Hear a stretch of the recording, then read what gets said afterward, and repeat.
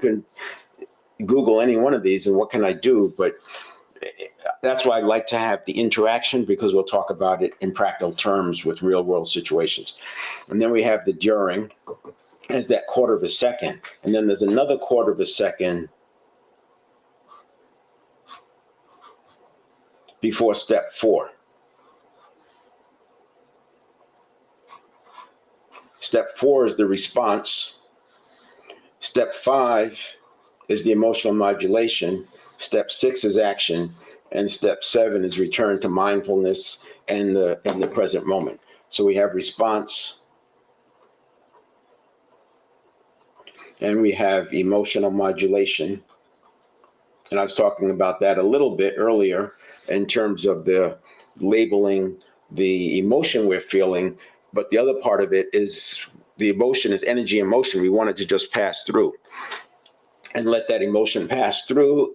90 seconds is all it really takes. But if you hang on to that emotion, if you try to suppress it, if you hold it down, if you're talking to yourself, trying to get yourself out of it, if you're arguing about it, what's happening is that emotion is there to tell you there's some risk or something you need to attend to. And because the subconscious doesn't really understand the difference or doesn't care about the difference between real and imagined, it's very easy to spiral out. Because if your self-talk and your self-image is all around this is life and death, then it doesn't matter how much energy you muster to suppress that emotion, the system is going to put more energy towards that signal because it's life or death.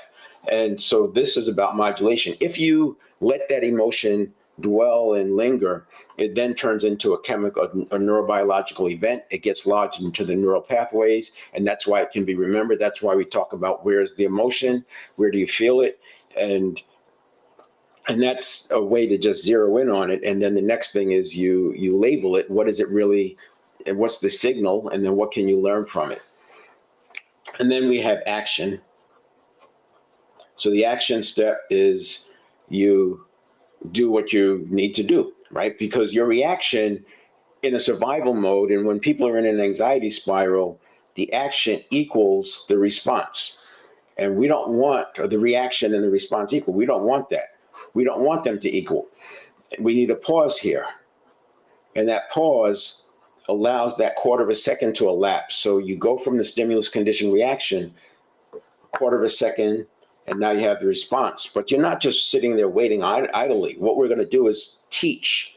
See, everybody knows muscle memory. If I talk about sports and bring up muscle memory, everyone knows what I'm talking about, right? You do the drills, that's why you go to practice, and they don't mind doing the things over and over and over because they're creating the muscle memory. It's very, very common.